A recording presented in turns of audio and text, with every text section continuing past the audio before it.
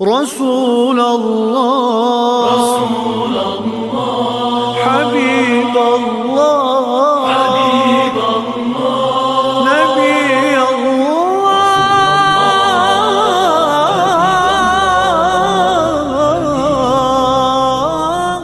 أعوذ بالله من الشيطان الرجيم. بسم الله الرحمن الرحيم. الحمد لله الذي أرسل رسوله بالهدى ودين الحق ليظهره على دين كله ولو كره المشركون. أشهد أن لا إله إلا الله وحده لا شريك له وأشهد أن محمدا عبده ورسوله أما بعد. All praise is due to Allah, the Lord of the world. May the peace and blessings of Allah be upon our noble Prophet Muhammad sallallahu alaihi wasallam, his household, his companion, and whoever follow him to the day of resurrection. Ameen. We welcome you all to Al-MUSTAQEEM channel. I'm Asma Abu Tutu. Here with me, Sister Safiya Ibite, Sister Khadija Ibrahim, and our stars Abdullah Ulawaribi. Inshallah, our topic today will be based on Hijrah. The Hijrah of our Holy Prophet Muhammad sallallahu alaihi wasallam from Mecca to Medina, the Hijrah of deed, that is, changing from bad to good, and the Hijrah calendar. Inshallah, we are going to start with the Hijrah of our Holy Prophet Muhammad sallallahu alaihi wasallam from Mecca to Medina, which will be held by our Ustaz Abdullah Ulawaribi. Alhamdulillah, wassalatu wassalamu ala rasulillah wa ala alihi wa sahbihi wa mawalahum wa ba'd. أيها المستمعون الكرام، السلام عليكم ورحمة الله وبركاته. وعليكم السلام ورحمة الله وبركاته. We thank Almighty Allah subhanahu wa ta'ala, the incomparable majesty, the creator of all creation, and we beseech his blessing upon the best of mankind, Prophet Muhammad sallallahu alaihi wasallam, his household, his companion, and the generation of Muslims to be ever.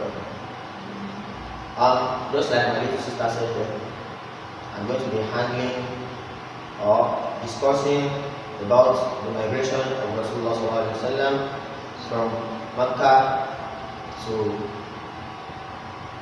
the then Yathrib, now known as Medina.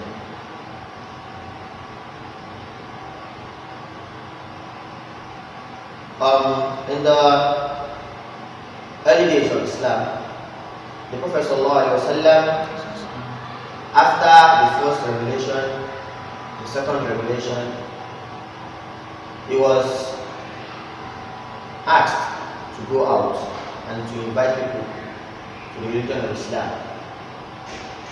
He started calling people to this beautiful religion, and because of that, he faced a lot of persecution and tribulations. And that is the main reason why the issue of Hijrah came up. When the persecution started with Rasulullah sallallahu alaihi wasallam, he was insulted, he was abused, he was inflicted with pain,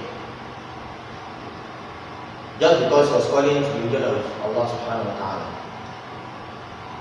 Though with all this,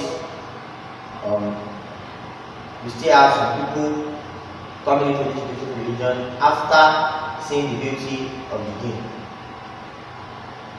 Thus, the persecution became intense as the Muslims were gaining large numbers. The Prophet ﷺ, when he noticed this, he put himself in the shoe of his companions. He noticed that he, as a person, is a bit free from this persecution, in the sense that he has Abu Talib, who is a popular person in Mecca. And because of that, there are some things that were done to the companion that could be done to him. So he commanded the Muslims to go to Abyssinia, to go to a place where justice and truth prevails. The Prophet ﷺ, after doing this, he remained in Mecca because there was no regulation from Allah subhanahu wa ta'ala yet that he should move.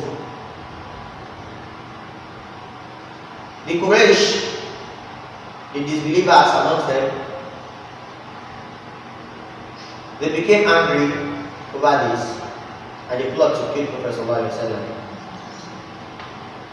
They tried so many ways to kill him, but whenever they are coming up with a suggestion that is to end his life, they would end up having a great consequence to it. Then Shaitan whispered to one of them who brought the suggestion that a man should come from each tribe who would go to the house of the Prophet ﷺ and then stab him at once, so that even if the tribe of the Prophet ﷺ wants to wage war against the killer of one of their sons, they wouldn't be able to face lots of tribes. And if they are not able to fight, all they need to do is just collect blood money, like the money they pay when they kill a soul. And they thought they could afford that because they are much. When they plot this, Allah subhanahu wa ta'ala sent Angel Jibreel to Prophet sallallahu alaihi wasallam and told him not to sleep on his bed that night because of what is going to happen. Then the Prophet ﷺ, with his best friend Abu Bakr radiallahu anhu, planned on how to move from Makkah to Medina. We can't call it escape because the Prophet didn't do it willingly, and he didn't go first. He asked his Sahabas to go to safety first before he waited for the revelation from Allah subhanahu wa ta'ala before he moved. Then he told Ali radiallahu anhu to sleep on his bed, and as the trustworthy person he was known to be in Makkah, he had Ali to share the Quraysh's properties to them after he had left from Medina. Because he was known as a trustworthy person, they kept their properties with him because they knew he was trustworthy enough not to take out of it or misuse it. Then he explained to Ali, this is meant for this man, this one is meant for this, this one is meant for this. Then he left. But before he left, the Qurayshis, those that were sent to kill the Prophet ﷺ were already outside, planning to kill him immediately he comes out. But Allah subhanahu wa ta'ala, who is the best of planners, made them to sleep. Then Prophet ﷺ, while reciting the first 9 verses of Surah Yasin, came out of his house unnoticed by these men. Then that's how the journey started. He went to meet Abu Bakr, who already was at the planned place where they would take off. Then on their way, Allah subhanahu wa ta'ala woke these men from their slumber. They went in to stab the Prophet because they were thinking it was taking him too long to come out. Then upon getting there, they saw that it wasn't the Prophet sallallahu alaihi wasallam, so they left. Ali was on the bed and they didn't kill him. Then they met again on how to capture the Prophet and then kill him. Then the suggestion was made that whoever catches the Prophet sallallahu alaihi wasallam, alive or dead, will be greatly rewarded. So people went to search for the Prophet sallallahu alaihi wasallam, intending to capture him or to kill him, so that they would get this handsome reward. promised by the rich amongst the Quraysh. Allah subhanahu wa ta'ala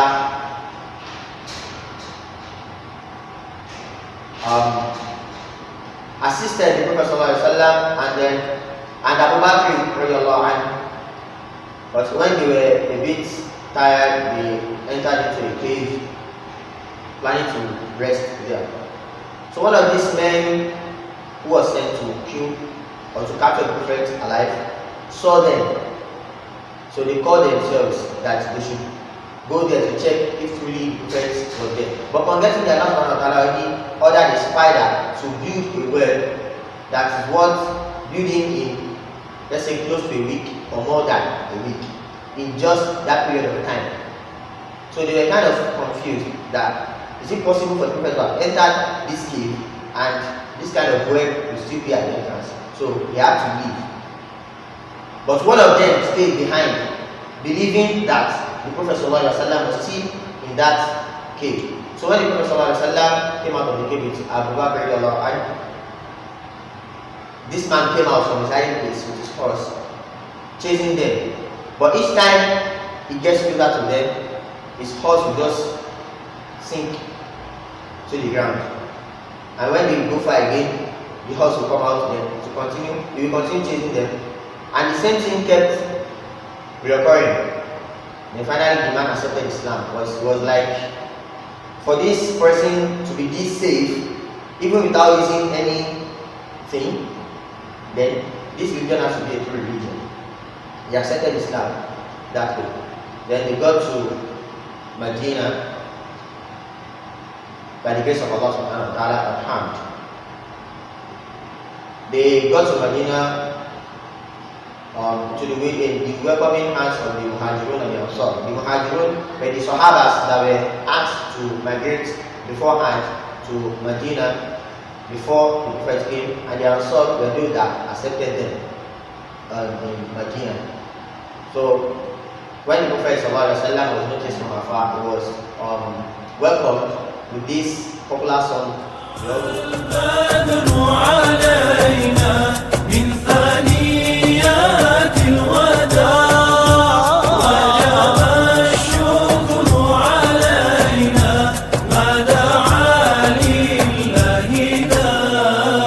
أيها المبعوث فينا جئت بالأمر المطاع جئت شرفت المدينة مرحبا يا خير دار. And this is how Rasulullah ﷺ was welcomed to the city of Medina.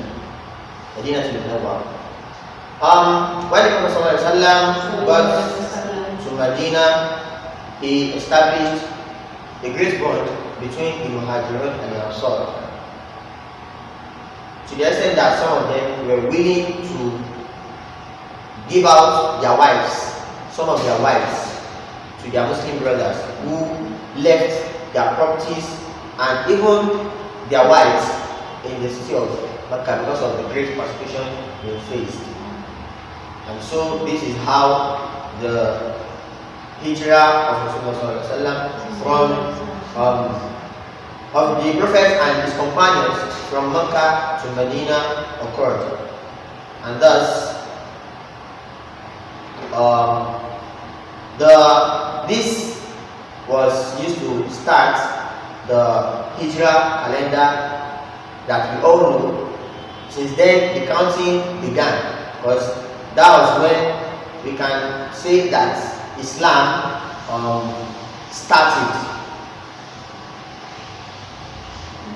So the Prophet ﷺ, after creating this bond between the brothers, he built a mosque that we know to be Masjid al-Nabawi.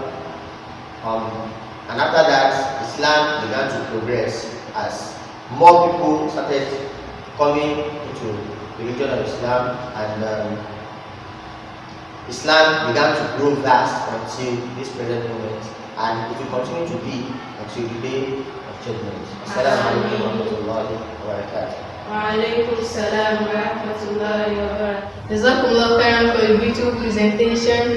May Allah subhanahu wa ta'ala increase you in knowledge and understanding. Ameen. Inshallah, we are going to hand over to the next speaker. Assalamu alaikum wa rahmatullahi wa barakatuh. Wa alaikum salam wa rahmatullahi wa barakatuh. Now, the Islamic calendar. The Islamic calendar, also known as Hijrah calendar, started after the migration of the Prophet to Medina. It was established by the second rightly guided Caliph and a close companion of the Prophet, Umar ibn Khattab, in the year 637-638 AD. The beginning of each month is based upon sighting of the moon. When each month ends and another month is allowed to begin, we sight the moon, so we are going to know if the month has started. Like during Ramadan, when Shaban ends, we are going to look for the moon before we are going to fast. So when the moon has been sighted, we are going to be hearing people saying the moon has been sighted, the moon has been sighted. So the next day we are going to start our Ramadan fast. And the Islamic calendar consists of 12 months, as Muharram, Safar, Rabiul Awwal, Rabiul Thani, Jumadal Awwal, Jumadal Thani, Rajab, Shaban, Ramadan, Shawwal, Dhul-Qa'dah, and Dhul-Hijjah. And out of the 12 months, we have 4 sacred months: Muharram, Rajab, Dhul-Qa'dah, and Dhul-Hijjah. So Allah says in Quran 9, Surah At-Tawbah, verse 36, that إن عدة الشهور عند الله 12 شهرا في كتاب الله. The number of months in the sight of Allah is 12 in a year, so ordained by Him the day He created the heavens and the earth. Of them are 4. منها 4 حرم. Of them are 4 sacred. That is the straight to say. ذلك الدين القيم فلا تظلموا فيهن أنفسكم. So wrong not yourself therein and fight the pagans all together. وقاتلوا المشركين كافة كما يقاتلونكم كافة. As they fight you all together. واعلموا أن الله مع المتقين. But Allah is with those who restrain themselves. So the Hijrah calendar is all about when the migration started, and it consists of the months, the Islamic months. Jazakumullah khairan for that. Lastly, we are going to be looking into the Hijrah as a form of resolution.